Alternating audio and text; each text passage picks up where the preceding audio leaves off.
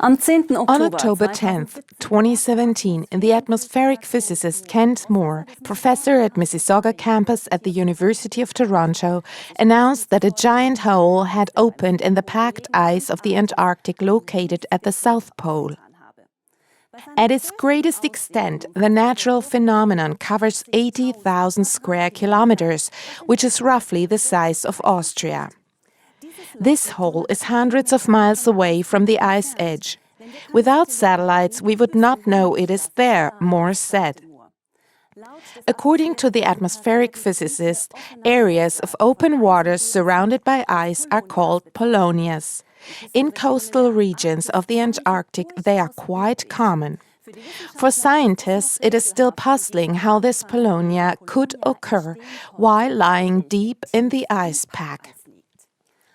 In connection with the sensational hole in the Antarctic ice pack, another announcement by Arctic scientists is worth mentioning. The British newspaper The Guardian reported in August 2017 that as per a special publication of the London Geological Society, a total of 91 previously unknown active volcanoes are located under the massive ice sheet of the Antarctica.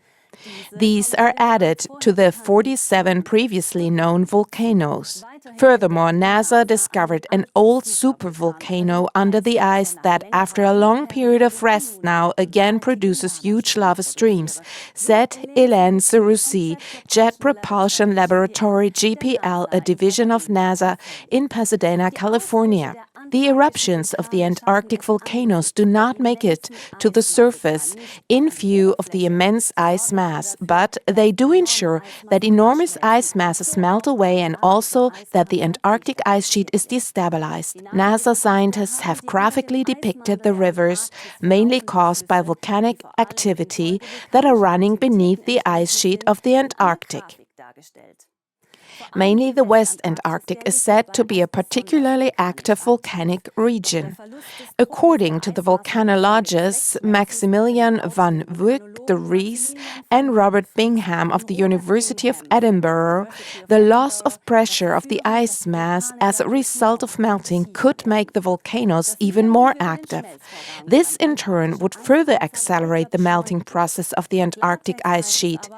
But in plain language, this also means, according to the IPCC, which by the way was launched and named by private sponsors, that first of all, man-made climate change would be responsible for the melting of ice in the Antarctic.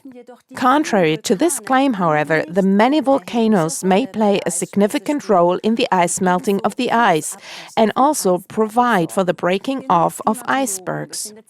According to climatologists, the global climate is in a state of constant change anyway. Warm and cold periods repeat in cyclic interplay without any human influence. Very astonishing warm periods, for example, are witnessed by reports from the early Middle Ages that speak of the flourishing agriculture in Greenland, which also the German climate expert Professor Dr. Fritz Warrenhold supports with evidence and explains with solar activity. In connection with warm periods also, the legendary and much discussed maps of Piri Reis are worth mentioning. Piri Reis lived from 1465 to 1554. He was an excellent navigator and cartographer, or rather a map maker. The famous world map of Piri Reis from 1513, depicting an ice-free Antarctic, was rediscovered only 4 centuries later, 1929, during cleanup work in the Topkapi Palace in Istanbul. Charles Hapgood, a scholar from Keene College, New Hampshire, was the first to thoroughly study this map. In late 1959, in the Washington Library of Congress, he came across a map of Oronteus Phineas, made in 1531, that also depicts an ice-free Antarctic. Researcher Hapgood let the map of Piri Reis be assessed by the U.S. Air Force. According to the report of Westover Air Force Base, Massachusetts, of 1960, the map not only shows the exact shorelines and outlines of all continents, but also accurately identifies the topographical features of each country, such as mountain peaks, mountain ranges, islands, high high plateaus and rivers. Also, the exact landmass of the Antarctic is shown ice-free, while in today's time it is covered with several kilometers thick of ice. This is another indication that there had been warm periods that were not triggered by humans. It is also known that there were no glaciers in the Swiss canton of Valais in the 13th century. The glaciers have grown again during the medieval Little Ice Age from 1400 to 1850.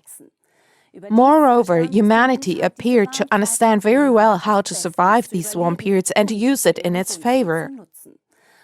As an example, according to climatologists and historians, Venice succeeded between the 9th and 12th century, despite the warm period and the melting ice, to rise to a city-state and an important naval power instead of sinking in the meltwater.